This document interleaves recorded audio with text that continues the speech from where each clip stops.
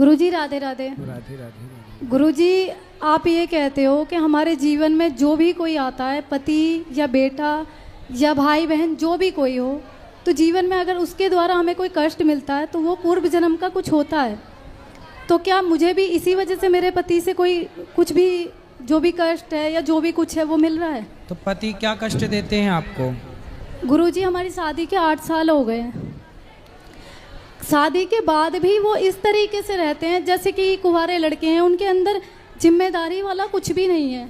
और अभी 4-5 महीने पहले जो पत्नी के लिए देखना एक तरीके से वो देख ले तो उसके मतलब बर्दाश्त से बिल्कुल बाहर है।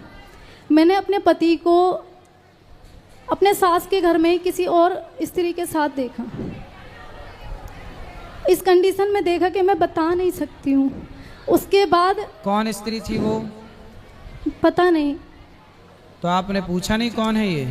हाँ, बंद कमरे में रात में थे, बस मुझे किसी तरीके से पता चला और जब मैंने गेट खुलवाया तो वो 2 दरवाजा थे, एक से निकल के भाग गए। तो आप देख पाई उसको कि हाँ नहीं? देख लिया। तो कौन थी पता नहीं लग पाया? पता लगा वो वही मोहल्ले की थी, उनका कुछ उनसे गलत था। गुरुजी, उसके बाद मैंने अपने आप को बहुत कोशिश किया, ऐसा किया कि बस ख़त्म कर लूँ। फिर मेरी बड़ी वाली दीदी ने जो है मुझे समझाया कि इसका कोई समाधान नहीं है। कितने लोगों ने बोला तलाक दे दो, लेकिन हमारे इधर हिंदू धर्म में तलाक नहीं है। और फिर 2 बच्चे हैं मेरे छोटे छोटे, उनकी वजह से मैं जी रही हूँ। मगर वो जलन है ना, आज भी मुझे अंदर ही अंदर बिल्कुल बीमार बना दी। आपके पति को ये एहसास नहीं हुआ कि उन्होंने? नहीं गुरुजी, सबसे ज़्यादा दुख वो देखने से भी ज़्यादा दुख वो है, वो कभी ये भी नहीं मानते कि हाँ मैंने ये गलती की है। और अब भी मैं चाहती हूँ कि वो सुधर के चले, तो उनका बस ऐसा ही है। अभी भी उनका उनके साथ है, पड़ोसन के साथ चक्कर के? एक के साथ, वो एक के साथ भी तो नहीं रहते हैं। फिर ऐसा भी नहीं है, मतलब बस ऐसा ही है। तो हमसे क्या पूछना है? गुरुजी, मेरे अंदर ये सब चीज़ें जो देख लिए ना, उसके बाद जलन चल रहा है। बताइए आप मैं क्या करूं? और मुझे उसी घर में रहना पड़ेगा क्योंकि मेरे पिताजी नहीं है। अगर मेरी माता को पता चलेगा कि बेटी के साथ ये सब कुछ है या तलाक या ये सब कुछ भी, तो वो तो जीते जी मर जाएंगी। मैं उन्हें भी नहीं बताना चाहती। मुझे बताइए मैं अब क्या करूं?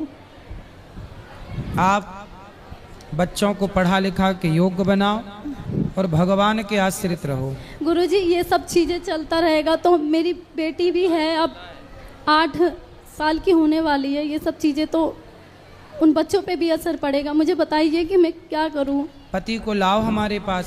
गुरुजी, ना तो वो भागवत देखते हैं ना सुनते हैं, जो उसके जरिए मैं सोच रही हूँ कि उन्हें सुधार दूं। वो कुछ देखना भी तो नहीं चाहते हैं।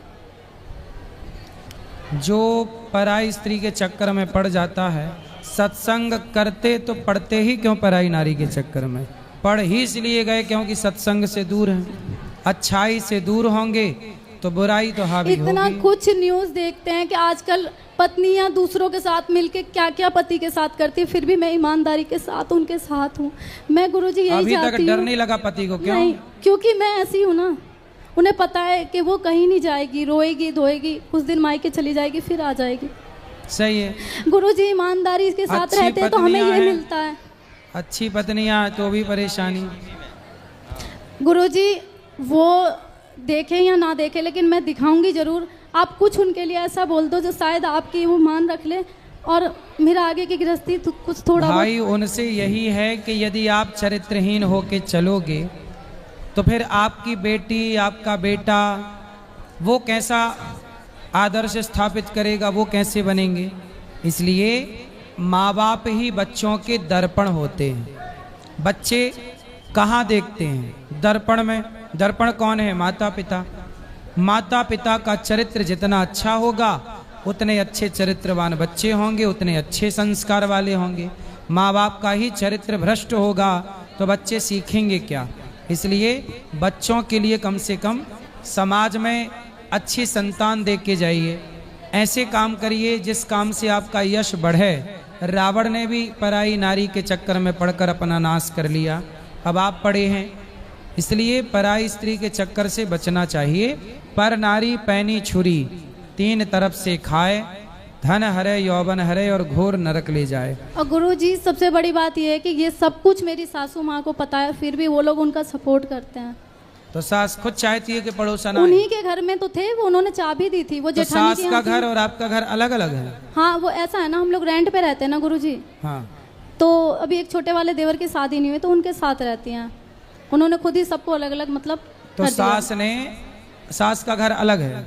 हाँ तो वहाँ लेके गए थे उस लड़की को। तो देवर मतलब सास दरवाजे पर सास बैठी पहरा दे रही थी कि उन्होंने कोई आ ना जाए। वो जब चाबी लेने गए उस लड़की को लेके जेठानी के घर पे, वो गई हुई थी ऐसे ही बैठने उठने, तो उन्होंने चाबी दे दिया। उनको बोलना चाहिए कि तुम्हारी फैमिली, तुम अपने घर जाओ बेटा, तुम यहाँ रात में मेरे घर पे क्यों रुकोगे, हम भी तो सोएंगे यहाँ पे। हाँ। हर गलत चीज में मेरी सास ने मतलब उनका शुरू से साथ द्वारे पे दिया। सास बैठ के ताकती रहती है कोई आ ना जाए मेरे गुरुजी। छोरा को डिस्टर्ब करने के लिए। और दूसरी बात ये है कि गुरुजी उनको आज भी अगर मैं सही रास्ते पे ले जाना चाहती हूँ तो वो ये कहते हैं कि ये तो पागल है, इसकी बातों में मत चला कर, ये ऐसे ही है। कौन बोलता? सास बोलती हैं। किसको? आपको? हाँ मैं पागल हूँ। तो सास बहुत होशियार है जो अपने मैं छोरा पागल ही को गुरुजी, मैं पागल ही पड़ोसन तो के हूँ साथ कि सेट मैं करवाए इतना कुछ रखी है। देखने के बाद भी घर में निभा के रह रही हूँ। हैं? मैं पागल ही होंगी। बताओ, सासें भी ये कर रही हैं, अपने छोरा को पड़ोसन के संग सेट करा रही हैं। गजब की सास है। राधे राधे गुरुजी। चलो सास को सुनवाना ये सब, अक्कल आएगी बुढ़ापे में। दोनों नरक जाएंगे, भगवान में मन नहीं लग रहा बुढ़ापे में, छोरा को सेटिंग करवा रही है। बता। राधे राधे गुरुजी। जी जय श्रीमान नारायण जी। जी। ये मेरी सहेली है, उनकी लड़की है, तो वो बोलती है कि गुरु मंत्र नहीं लिया तो जाप कर सकते। हाँ जाप करो भगवान का नाम, और तुलसी माला से जाप करो तुलसी की माला से। और मेरा 1.5 साल का नैती है, वो जो आप कथा में बोलते हैं मैया, वो कहीं भी हो तो ऐसा दौड़ के टीवी के पास आता है, उनको बहुत अच्छा लगता है आप जब मैया बोलते। खुश और हो। वो कथा भी सुनता है आपकी, और राधे राधे भी बोलता है। सही है, बचपन उनको से राधे राधे संस्कार बोल दो आएंगे। आप भी। बिल्कुल, बच्चे को सार्थक राधे नाम राधे। है, सार्थक। सार्थक को राधे सार्थक राधे। और एक वेद। सार्थक और वेद को राधे राधे। थैंक